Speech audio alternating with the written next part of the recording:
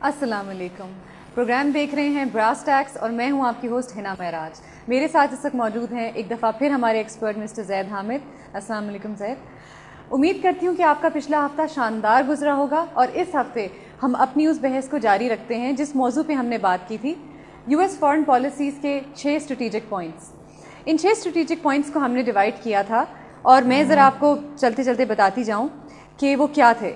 Number 1 defence and security of Israel, یعنی کہ اسرائیل کا دفاع. Number 2 containing and destruction of political and militant Islam. Number 3 control of fuel assets, یعنی کہ توانائی کے ذخائر کا control. Number 4 control of global trading roots, یعنی کہ عالمی تجارت کے آبی راستوں کا کنٹرول. اور انسرکلمنٹ آف رشیا اینڈ چائنا، یعنی کہ روس اور چین کا حصار. ہم اپنے پروگرام کا باضابطہ آغاز کرنے جا رہے ہیں، مگر اس سے پہلے ایک چھوٹی سی رپورٹ دیکھ لیں جو کہ ہمارے ساتھی اسامہ کیسر نے تیار کی ہے.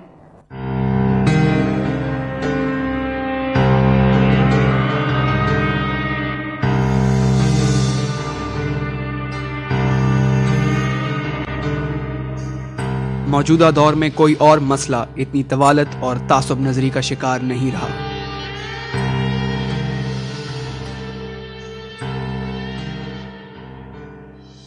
کیونکہ یہ ایک ناکام امریکن فارن پالیسی کا نتیجہ ہے جہاں طاقت کا اندھا دھن استعمال کیا جاتا ہے. اور شاید یہی وجہ ہے کہ انسانی حقوق کی اس متواتر اور بدترین پامالی کو چھپانے کے لیے اس مسئلے کو دنیا کی نظروں سے اوجھل رکھا گیا ہے. فلسطینی علاقوں سے فلسطینیوں کا انخلا اور اسرائیلی باشندوں کی غیر قانونی اور طاقت کے زور پر آباد کاری فلسطینی مسئلے کی سب سے اہم وجہ ہے. غزہ اور مغربی کنارے کے علاقوں میں فلسطینیوں کی نہ تو کوئی باقاعدہ قانون ساز کونسل ہے اور نہ ہی انہیں حکومت میں نمائندگی حاصل ہے. اس کے علاوہ ایسے قوانین بنائے گئے ہیں جن کے ذریعے اسرائیلی آبادکاروں کو غیر معمولی تحفظ حاصل ہے اور فلسطینی باشندوں کو مخصوص علاقوں تک محدود کر دیا گیا ہے تاکہ اسرائیلی آبادکاری کے لیے زیادہ سے زیادہ مقبوضہ فلسطینی علاقے حاصل کیے جا سکیں. مغربی کنارے کے علاقے میں 190 سے زیادہ طاقت کے زور پر آبادکاریاں اس سلسلے کی اہم کڑی ہیں. یہ آبادکاریاں باقاعدہ حکمت عملی کے تحت کی گئی ہیں. علاقے کا جو نقشہ تیار کیا گیا ہے اس کے ذریعے سڑکوں کا ایسا جال بچھایا گیا ہے جو کہ ایک فلسطینی علاقے کو دوسرے سے جدا کرتا ہے. اور یہ سب اس لیے کیا گیا ہے تاکہ فلسطینیوں کی صلاحیتوں کو مزید اجاگر ہونے سے روکا جا سکے. یہ آبادیاں زیادہ تر زرخیز اراضی اور جدید وسائل پر محیط علاقوں کے ارد گرد تعمیر کی گئی ہیں. ان آبادیوں کے ارد گرد باقاعدہ دیواریں اور خاردار تاریں لگائی گئی ہیں اور آبادکاروں کو اسرائیلی فوج کا تحفظ بھی حاصل ہے. موجودہ صورتحال میں ان آبادکاریوں کے ذریعے نہ صرف اسرائیلی مفادات کا تحفظ ممکن ہوتا ہے بلکہ فلسطینیوں کو ان کے آبائی علاقوں سے بے دخل کرنے میں بھی سہولت حاصل ہوتی ہے. امریکی شہریوں کی جمع شدہ ٹیکس کی رقوم باقاعدہ منصوبہ بندی کے تحت اسرائیل کے نسلی، مذہبی اور مالی مفادات کے تحفظ پر خرچ کی جا رہی ہے اور اسے باقاعدہ فوجی تحفظ حاصل ہے. 1949 سے لے کر 1996 تک اسرائیلیوں کو $62.5 بلین کی امریکی امداد حاصل ہوئی. کل امریکی امداد کا 1/3 حصہ اسرائیل کی فلاح و بہبود پر خرچ کیا جا رہا ہے. یہاں تک کہ 1949 سے لے کر 2007 تک اسرائیل کو ملنے والی کل امریکی امداد $100 بلین سے تجاوز کر گئی، جو کہ اوسطاً $3 سے $4 بلین سالانہ اور $8 سے $10 ملین یومیہ ہے. امن کے روڈ میپ میں اسرائیل سے یہ مطالبہ کیا گیا ہے کہ ان بستیوں کو خالی کر دے. جی زید صاحب، دیکھیے آپ نے رپورٹ. تو آج ہم بات کریں گے neocon ideology which is the greater Israel and redrawing of the middle east map.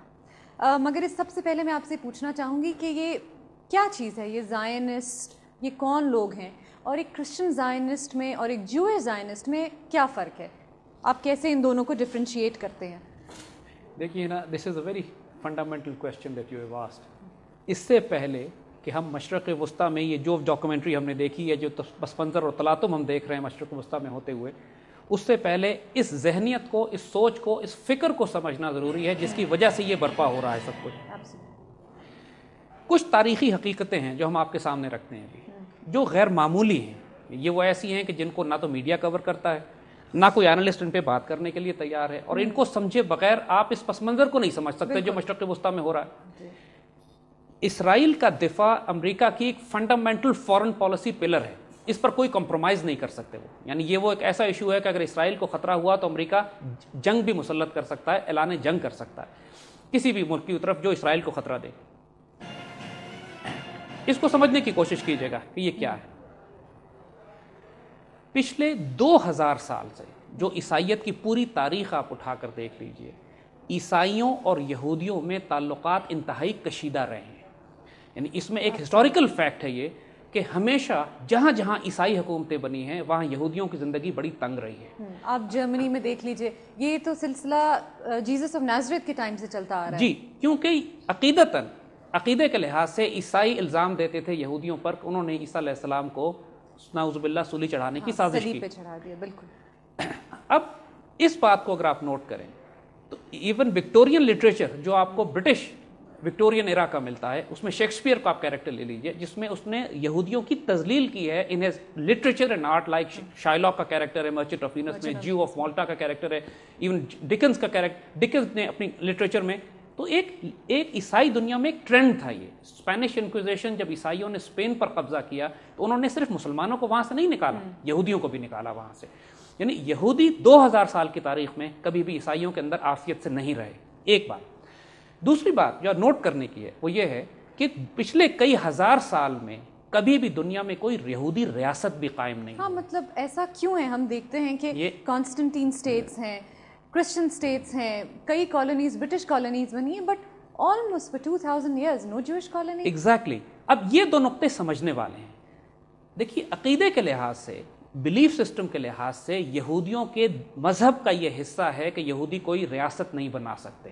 ان کو ان کی کتابوں میں یہ لکھا گیا ہے کہ یہودیوں کی بقا اس میں ہے کہ یہ دنیا میں بکھر کر رہے ہیں. ڈائسپورا کا جو کانسیپٹ ہے وہ یہ ہے کہ یہ پوری دنیا میں ان کو بکھرا ہوا ہونا چاہیے اور کسی ایک جگہ یہ جمع نہ ہو جائے. ذرا آپ تھوڑا اور الیبوریٹ کریں گے جو آپ نے کانسیپٹ, جس کانسیپٹ کا آپ نے ذکر کیا ہے؟ یہ ابھی ہم بات کر رہے ہیں کلاسیکل کرسچینٹی اور کلاسیکل جوڈیزم.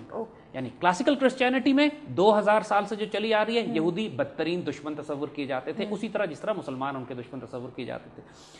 اسی طرح کلاسیکل جوڈیزم میں کئی ہزار سال کی جو ان کی تاریخ ہے اس میں ان کو حکومت اور ریاست بنانے کی اجازت نہیں تھی.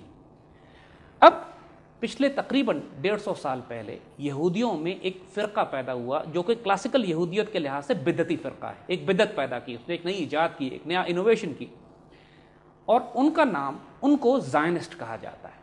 زائنسٹ ایک ایسا یہودی فرقہ ہے جو یہ یقین کرتا ہے, جو اس کا بلیف سسٹم یہ ہے کہ ہم کو ایک ریاست بنانی بھی چاہیے, جو کہ پچھلے کئی ہزار سال سے یہودیوں نے نہیں بنائی, اور دوسرا اس ریاست کے قیام کے لیے جتنا قتل و غارت کیا جا سکتا ہے وہ کیا جائے, وہ جائز ہے. تو یہ مطلب ہیریٹکس ہوئے قسم کے, یہ ہیریٹکس ہیں, کلاسیکل جوڈیزم کے ہیریٹکس ہیں. یعنی آج بھی نیو یارک میں ہزاروں لاکھوں یہودی